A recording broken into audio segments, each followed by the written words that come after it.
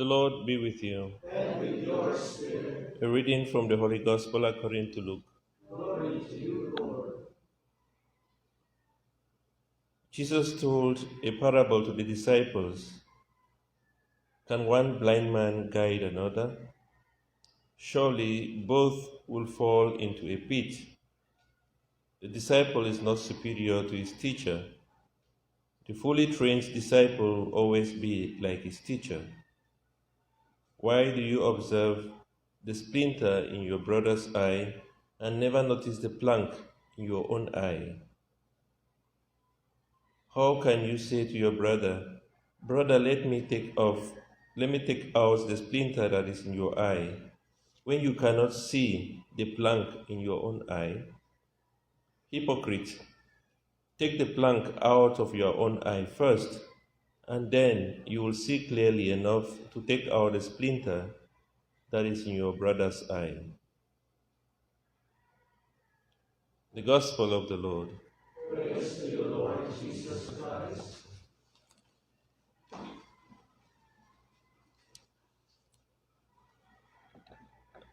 I remember when I was still in Cameroon, we used to travel by night, especially if we were going far, like to the capital city in Yaoundé or to Douala or to the southwestern part of Cameroon. We used to travel by night by bus.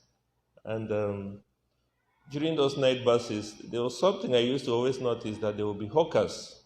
Hawkers would get into the car who are selling this traditional medicine or a new kind of toothpaste and different things. I think something like that happens also here in the Philippines. I don't know. But I remember one of the nights we were traveling, the hawker that got in was selling toothpaste.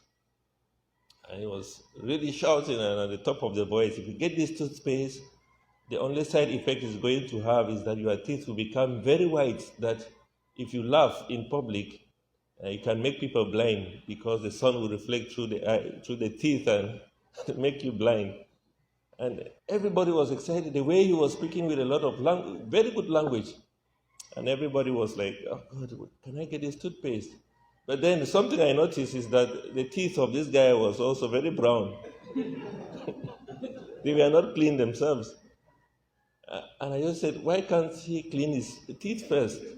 And then we'll be able to see that as an example to be able to buy this toothpaste. Another time I went into one of the biggest supermarkets in Kenya, which is now closed. It was called Nakumat, and I wanted to buy a body cream. I didn't know before then that there is also something for the face. I thought the body cream, you could use that for your face. And I got to the supermarket, and there was this slim-looking girl who came up to me in that section where they were selling the cream, and she was saying, "Now, if you buy this face cream, your face will become very neat and everything." Trying to convince me, they are trained how to tell people, how to convince people to buy a product. But this girl's face was full of all pimples.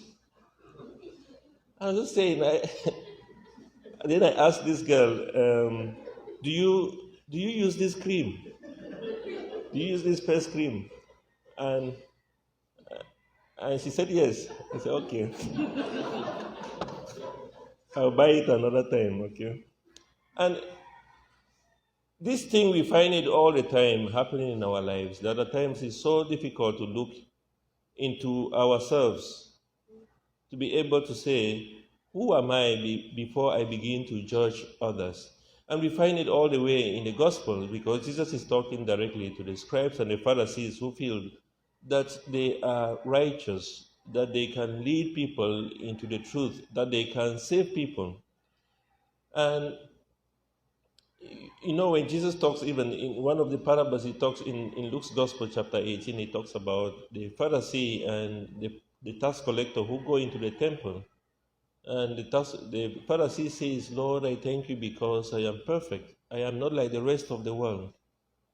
I am all righteous. I fast twice a day. And most especially that I'm not like this guy who is standing behind me praying." And most of the time we find this happening in our lives. We find even when Jesus talks in John's Gospel chapter 9, when he's when these people want to condemn this woman, when they want to stone this woman who was caught in the act of adultery.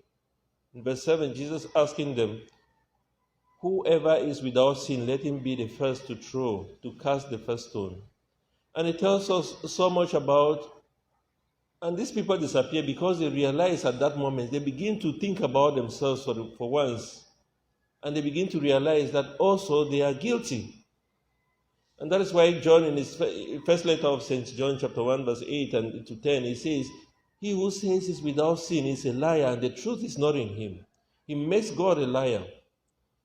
I know why that is, because at times we do not look into ourselves. We do not see the sin in ourselves. We do not see that whatever somebody is going through, we have been there before. And that is why at times it's very easy to look outside ourselves and judge and pass a judgment on somebody. I'm not saying this that I am free from it. All of us are guilty of this. That is so difficult. We always find a reason to justify why we are doing what we are doing. But we are not always ready to give others the chance to explain why they are doing what they are doing. It's much easier to say he is like this, she is doing like that, and we forget that we ourselves have been there before. We forget that we also are sinners. St. Paul says that we have all sinned and have fallen short of God's glory. And it is true. We don't have any license to be able to condemn another because we ourselves are sinners. And Jesus says, how can you, a blind person, lead another blind person? And that is why all of us, we are supposed to be focused on God. The ideal is not a human being. The ideal is not the things of this world. You know, in the TV today, you find a lot of adverts saying if you do this, you become perfect, you become happy. If you use these products, you become happy.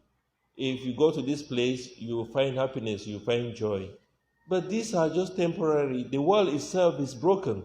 The world itself is not perfect. It is only God who gives us this happiness. It is only God who can give us this perfection. It is only God who can give us fulfillment in life. I cannot give you that fulfillment. So if I can't give you, why should I judge you? Why should I say you are imperfect? Why do I say that you are a sinner? My dear brothers and sisters, it is only when we receive the gift of humility, when we humble ourselves to begin to look first into ourselves before we look out into others, that we will truly begin to sympathize with each other. And then this world will become a better place. But if we continue to look into others as sinners, they are imperfect, they can't be like me, then you make yourself a God. So my dear brothers and sisters, as we celebrate this Mass, let us continue to ask for the gift of humility, that we may humble ourselves to look more and more into ourselves, to judge ourselves first before we look out into others to judge them, to remove the plank in our eyes so that we'll be able to see the splinter in the eyes of our brothers and sisters.